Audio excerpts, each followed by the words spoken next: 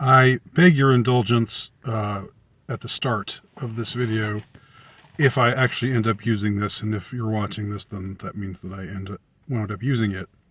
What I'm really doing here is thinking out loud, and that's mostly what I do on this channel, and that's why I don't really blame anybody who finds it not to their taste, because it's obviously not whiz-bang entertainment, and it's just me fumbling towards articulacy and sometimes being semi-articulate on whatever subject is that I'm that I'm covering. But today there's a subject that I'm really contemplating writing about, except I don't have it formed in my mind yet exactly how I feel about everything, or what I think about everything.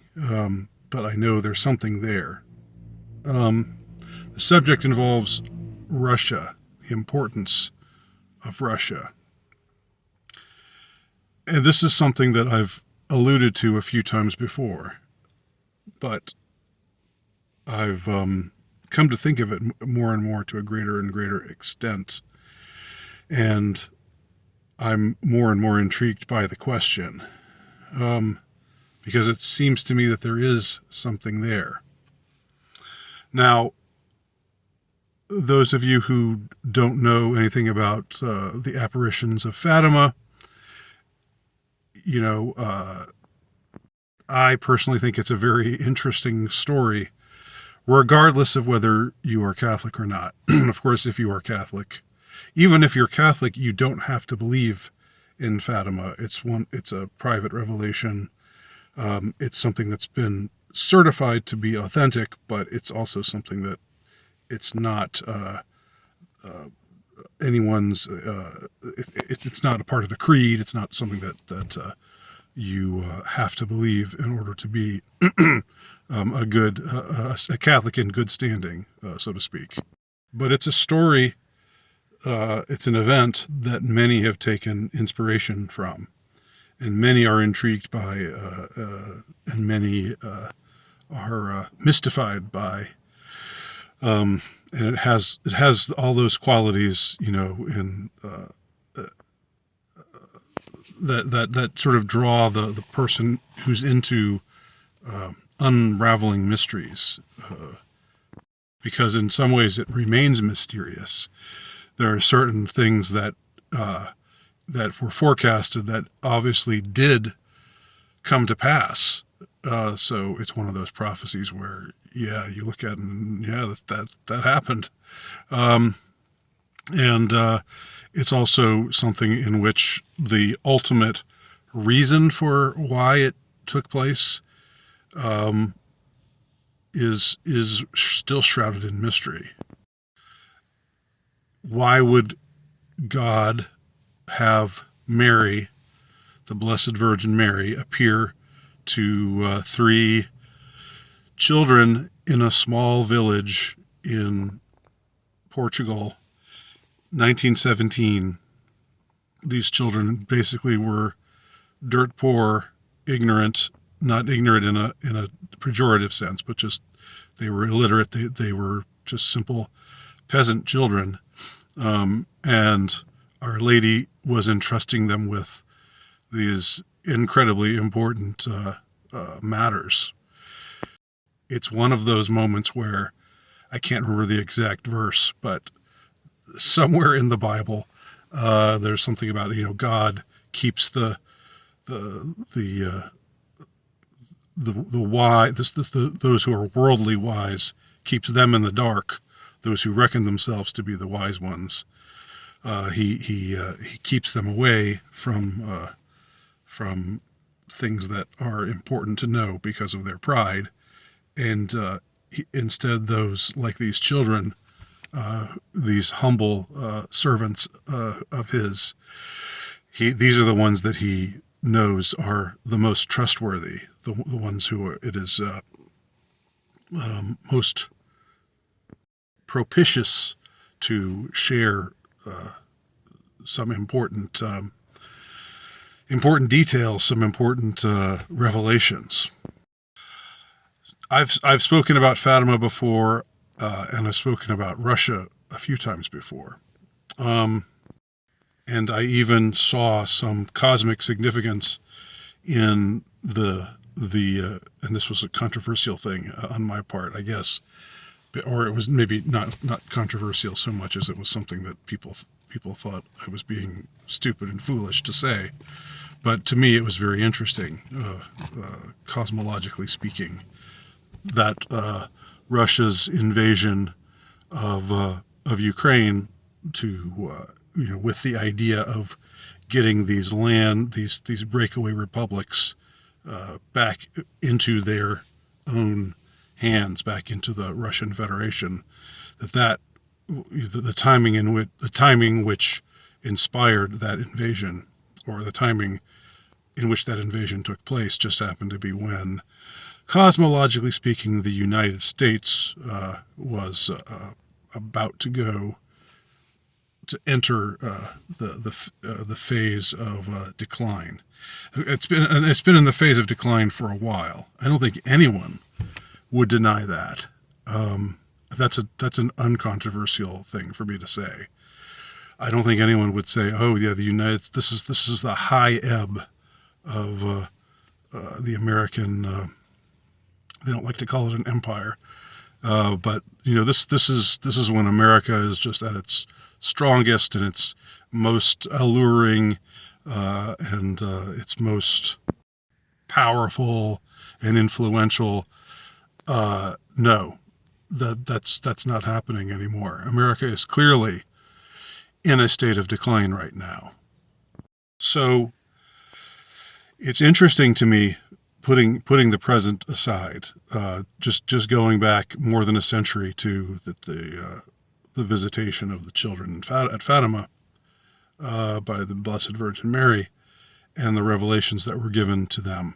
And I'm not going to go into detail about them here, but you should look into it further if you're intrigued if you don't know about it, but you're intrigued by the question. Then I invite you to explore and see for yourself. What I will say is that much of the revelations centered around Russia. And in 1917, during the time of the visitations in 1917, this was prior to October of 1917, when the Bolshevik Revolution happened in Russia. Prior to that, Russia was just this backwater, pretty much. This, mostly agricultural, non-industrialized serf state. But it wasn't what anyone thought would be, important, geographically speaking, culturally speaking. It was not what any wise man would think was the center of the world. The center of the world was London. It was Paris. The language that was spoken, I guess maybe this was changing in the beginning of the 20th century, but for most of the 19th century, the language that the educated all spoke was French. That was like the language that you took pride in speaking, to denote your intellectuality, to denote that you belonged to the intelligentsia. But the revelations were about Russia. The children didn't even know who or what Russia was. They thought maybe Russia's a woman, a woman who is heading in the wrong direction morally, and who needs to shape up and find God, as we say today. That was what the children thought, that Russia was a woman of ill repute or something like that, or who knows what maybe they didn't even think that, because these were innocent-minded young children. So they just thought she was a woman who needed to be corrected. So apparently it was important enough Russia was important enough that it needed to be consecrated. A prayer needed to be said by the hierarchy of the church, by the Pope and the bishops, in coordination with one another. A prayer needed to be said for the consecration of Russia to the Sacred Heart of Mary. This is what the children revealed. This is what they told the skeptical churchmen who questioned them. And eventually this revelation came to be revered within the church. But of course, at the time, both those in the church and those outside the church, the doubters, the atheists, the Masonic types, just saw these as stupid, superstitious children who were making stuff up and for their attention or something like that, to get attention, to draw attention to themselves, to try to create drama, as we say today. Then there was the miracle of the sun, which I won't go into here, but again, if this interests you, look into it. And tens of thousands of people saw this miracle, and among them were many who were skeptical, who were doubters, who were there to ridicule these kids. They saw it too. Numerous testimonies. But I don't want to dwell on those things, not because they're not important and not because they're not interesting. I'm interested in why Russia, Why was it all about Russia? Again, from a God's eye view, he must have seen something that we didn't see, that humanity in the early part of the 20th century didn't see. Anyway, one thing I will say about these the words of the Blessed Virgin to these three peasant children in the little town of Fatima in Portugal. Thing she did tell them was that if this prayer was not said, that the world would be thrust into another world war, and that there would be a sign in the heavens to forecast that this was going to happen. Well, the consecration of Russia was not said. There was a sign in the heavens, which you can look into again if you want to find out more about this whole thing. I'm not an authority, so I don't want to steer you wrong on that in anything, in the regard of anything that I'm alluding to, but not going into detail about. So look into it on your own if it interests you. But this did happen. The prayer wasn't said. There was a sign in the heavens, and there was another world war. During this world war, and especially after this world war, Russia became this huge player on the world stage. Russia in the form of the USSR, the Soviet Union. Now here's where I want to switch gears again. Let me go back in time to the 19th century, when Russia was the backwater, just this serf state run by a monarchy, barely industrialized, running way behind the West as far as the measures of quote civilization and progress go. During this time, you had this author / prophet named Fyodor Dostoevsky. Dostoevsky started off his life, and again, I'm talking about this stuff like I'm an expert, but I'm anything but an expert. So again, go to the primary sources to find out stuff that's trustworthy.